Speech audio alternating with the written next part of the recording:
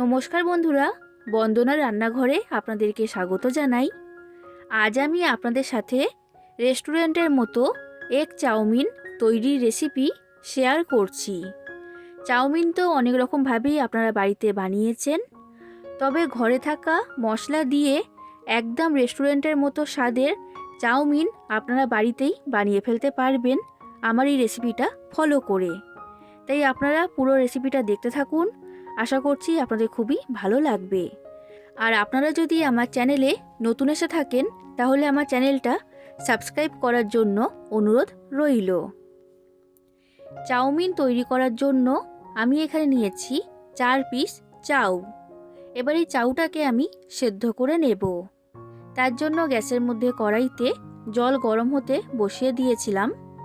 এবার জলের মধ্যে আমি দিয়ে দিচ্ছি 1 চামচ লবণ আর 1 চামচ সাদা তেল। তেল দেওয়ার কারণে এই চাউটা সেদ্ধ হওয়ার সময় কিন্তু একটার সাথে একটা গায়ে জড়িয়ে যাবে না। জলটা এখন ফুটে উঠতে শুরু করে দিয়েছে। এবার এই ফুটন্ত গরম জলের মধ্যে একটা একটা করে চাউ আমি দিয়ে দিচ্ছি। এবার একটা খুন্তির সাহায্যে চাউটাকে আমি এইভাবে ছাড়িয়ে নিচ্ছি। এইভাবে করলে চাউটা খুব ভালোভাবে আলাদা হয়ে যাবে। এবার চাউটাকে আমি সেদ্ধ করে নেব।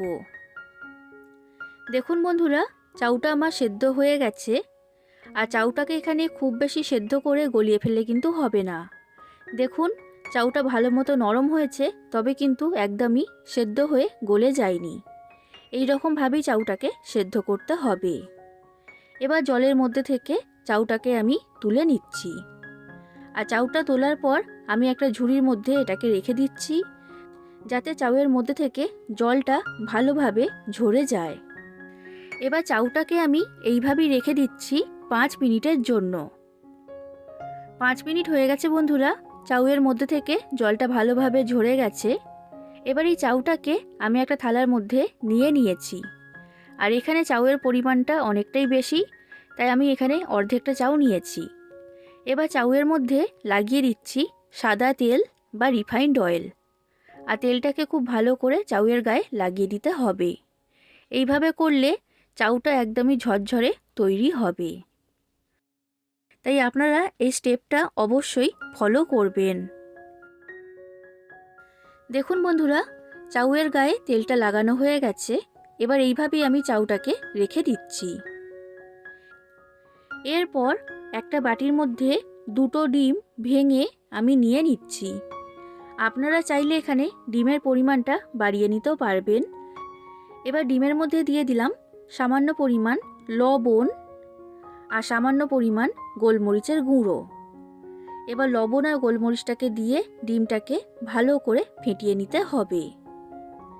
ডিমটা ফেটানো হয়ে গেছে, এটা এখন আমার তৈরি। এরপর রেস্টুরেন্টের মতো চাউমিন তৈরি করার জন্য কি কি সবজি লাগবে সেটা আমি আপনাদেরকে দেখিয়ে দিচ্ছি। এখানে নিয়েছি একটা বড় সাইজের গাজর কুচি। এরপর নিয়েছি ক্যাপসিকাম, হলুদ, লাল আর সবুজ 3 রঙের ক্যাপসিকাম নিয়েছি। যদি আপনাদের কাছে না থাকে তখন আপনারা শুধুমাত্র সবুজ ক্যাপসিকাম দিয়েও এটা তৈরি করতে পারবেন, তাহলেও হবে। এরপর নিয়েছি 2টো বড় সাইজের পেঁয়াজ কুচি। আর নিয়েছি বাঁধাকপি। বাঁধাকপির পরিমাণটা আমি এখানে বলছি না, এটা আপনাদের পছন্দ অনুযায়ী দিয়ে দেবেন। আর এরপর নিয়েছি 4টে কাঁচা লঙ্কা। এই সবজিগুলোকে এইভাবে সরু আর লম্বা করে কেটে নিয়েছি। এরপর গ্যাসের মধ্যে একটা কড়া গরম হতে বসিয়ে দিয়েছিলাম। কড়াটা ভালো মতো গরম হয়ে গেছে। এবার কড়ার মধ্যে দিয়ে দিয়েছি বড় চামচের 1 চামচ সাদা তেল বা রিফাইন্ড অয়েল। তেলটাও ভালো মতো গরম হয়ে গেছে। এবার ফেটিয়ে রাখা ডিমটা কড়ার মধ্যে দিয়ে দিলাম। এবার ডিমটাকে ভেজে ডিমের ভুজিয়া তৈরি করে নেব। ডিমের ভুজিয়া তৈরি করা হয়ে গেছে। এবার এটাকে আমি একটা প্লেটের মধ্যে তুলে নিয়েছি। এবার কড়ার মধ্যে দিয়ে দিয়েছি পরিমাণ মতো সাদা তেল বা রিফাইন্ড অয়েল। এবার তেলের মধ্যে দিচ্ছি 1 চামচ আদা কুচি আর 1 চামচ রসুন কুচি। আর এরপর দিলাম কাঁচা লঙ্কা কুচি।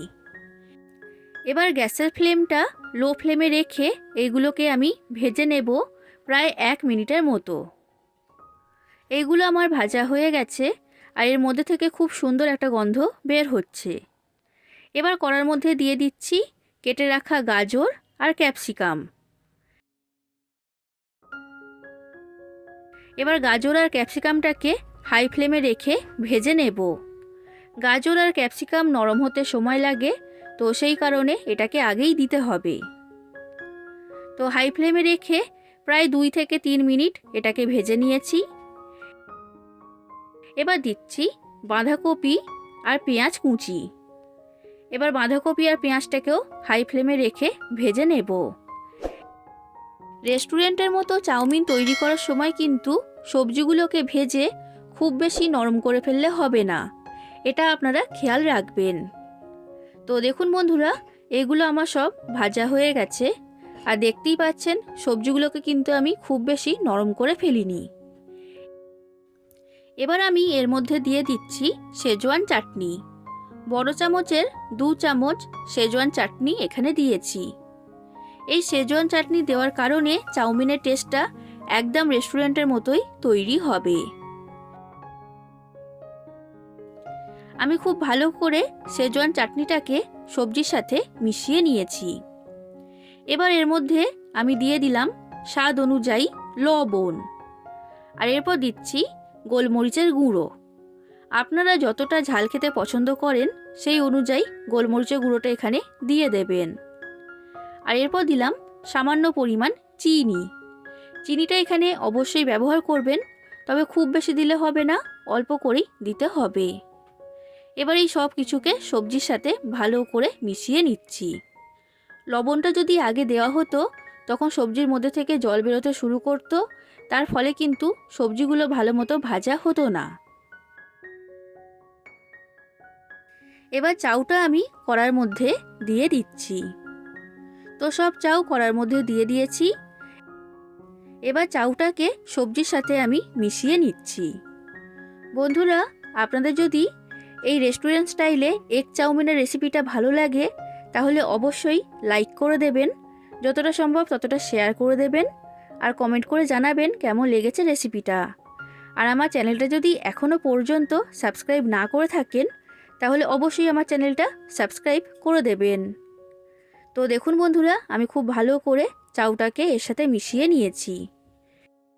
এবার দিয়ে দিচ্ছি বড় চামচের 1 চামচ ভিনিগার, বড় চামচের 2 চামচ সয়া সস আর বড় চামচের 2 চামচ টমেটো সস।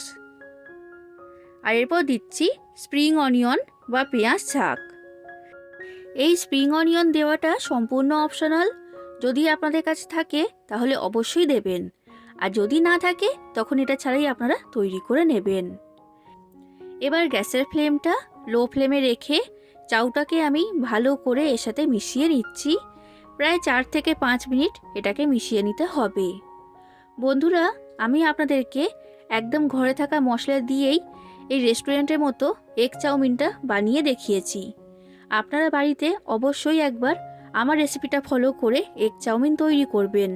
আশা করছি আপনাদের সকলের খুবই ভালো লাগবে। তো এটা আমার খুব ভালো করে মেশানো হয়ে গেছে। এবার ভেজে রাখা ডিমটা আমি এর মধ্যে দিয়ে দিলাম।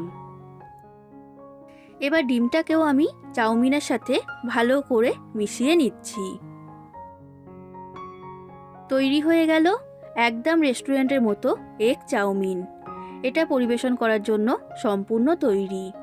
তাহলে বন্ধুরা, আপনারা বাড়িতে অবশ্যই একবার এইভাবে এগ চাউমিন বানাবেন আর কেমন লেগেছে সেটা কমেন্ট করে জানাবেন। ভালো লাগলে লাইক, শেয়ার, কমেন্ট আর চ্যানেলটা সাবস্ক্রাইব করে দেবেন। আজ আসি বন্ধুরা, আবার দেখা হবে অন্য কোনো দিন অন্য কোনো রেসিপির সাথে। ধন্যবাদ।